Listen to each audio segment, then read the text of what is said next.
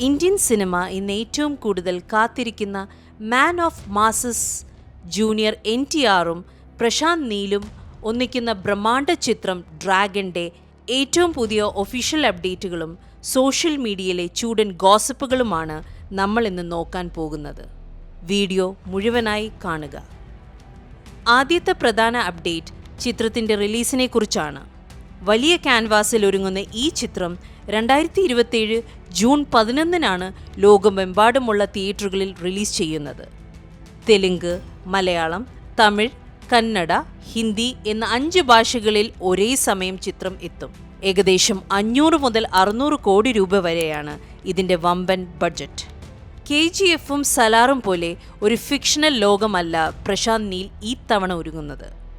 1967 പശ്ചാത്തലത്തിൽ ബ്രിട്ടീഷ് ഭരണം അവസാനിച്ചതിന് ശേഷം ഇന്ത്യയുടെ അതിർത്തികളിൽ തഴച്ചു വളർന്ന അന്താരാഷ്ട്ര മയക്കുമരുന്ന് മാഫിയയുടെയും ഒപ്പിയം ചോരക്കച്ചവടത്തിൻ്റെയും പശ്ചാത്തലത്തിലാണ് ഈ പക്ക ആൻറ്റി ഹീറോ ചിത്രം ഒരുങ്ങുന്നത്.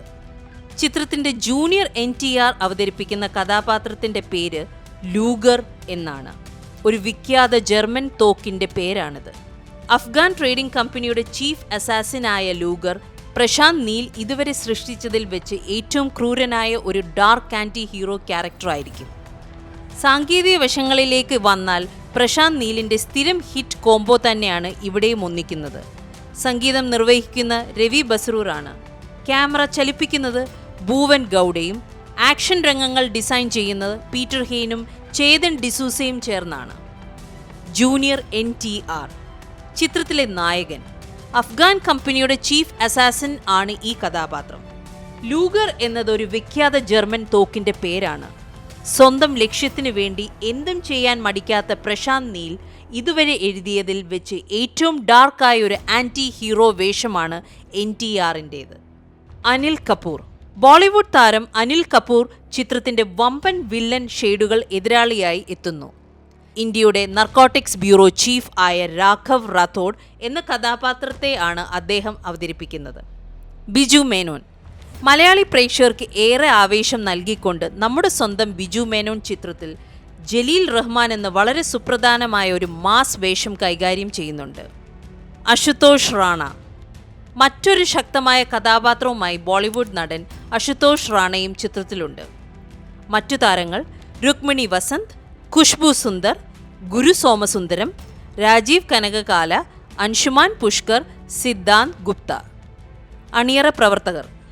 സംവിധാനം പ്രശാന്ത് നീൽ. സംഗീതം രവി ബസ്രൂർ.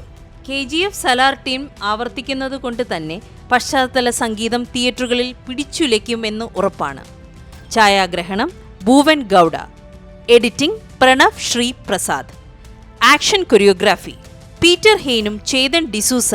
ചിത്രം രാമോജി ഫിലിം സിറ്റിയിൽ 3000ഓളം ജൂനിയർ ആർട്ടിസ്റ്റുകളെ വെച്ചാണ് വലിയൊരു ആക്ഷൻ രംഗം ചിത്രീകരിച്ചത്.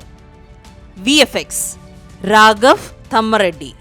ഒരു വലിയ പാൻ ഇന്ത്യൻ ബിഗ് ബജറ്റ് ചിത്രം വരുമ്പോൾ ഇൻഡസ്ട്രിയിൽ പലവിധ ഗോസിപ്പുകൾ പ്രചരിക്കാറുണ്ട്.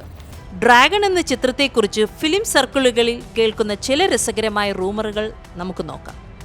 ലൂഗർ എന്ന വേഷത്തിനായി താരം വെറും 4 മാസം കൊണ്ട് 15 കിലോയോളം ഭാരം കുറച്ചിരുന്നു. ഇതോടെ താരം ഒസാംബിക് പോലുള്ള മെഡിസിൻ ഉപയോഗിച്ചതാണെന്ന് ഗോസിപ്പുകൾ വന്നു.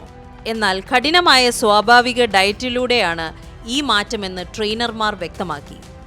NTR വല്ലാതെ മെലിഞ്ഞ് കണ്ട് അദ്ദേഹത്തിൻ്റെ അമ്മയും ഭാര്യയും ഡയറക്ടർ നീലിനോട് ദേഷ്യപ്പെട്ടതായി നീൽ തന്നെ വെളിപ്പെടുത്തിയിരുന്നു. സോഷ്യൽ മീഡിയയിൽ കത്തുന്ന ഏറ്റവും വലിയ ഫാൻ തിയറി ഇതാണ്. ചിത്രത്തിൽ NTR ഇരട്ട വേഷത്തിലാണ് എത്തുന്നത്. ആദ്യ പകുതിയിലെ ലൂഗർ എന്ന കഥാപാത്രം ഇന്റർവെൽ ബ്ലോക്കിൽ അനിൽ കപൂറിൻ്റെ കഥാപാത്രത്താൽ കൊല്ലപ്പെടുമെന്ന്, രണ്ടാം പകുതിയിൽ അതിനേക്കാൾ ഭീകരനായ ഡ്രാഗൺ എന്ന യഥാർത്ഥ നായകൻ പ്രതികാരത്തിനായി എത്തുമെന്നാണ് ലീക്കായ റിപ്പോർട്ടുകൾ സൂചിപ്പിക്കുന്നത്. മറ്റൊരു പ്രധാന റൂമർ ഈ ഒപ്പിയം സാമ്രാജ്യം പ്രശാന്ത് നീലിൻ്റെ KGF യൂണിവേഴ്സുമായി കണക്ട് ചെയ്യപ്പെടുമെന്ന്, ക്ലൈമാക്സിൽ യഷിൻ്റെ ഒരു കാമിയോ ഉണ്ടായേക്കുമെന്നുമാണ്. കൂടാതെ ചിത്രത്തിൽ ആദ്യം അഭിനയിക്കേണ്ടിയിരുന്ന മലയാളി താരം ടൊവിനോ തോമസിൻ്റെ ഡേറ്റ് പ്രശ്നങ്ങൾ കാരണം പ്രൊജക്റ്റിൽ നിന്ന് പിന്മാറിയതായും റിപ്പോർട്ടുകളുണ്ട്.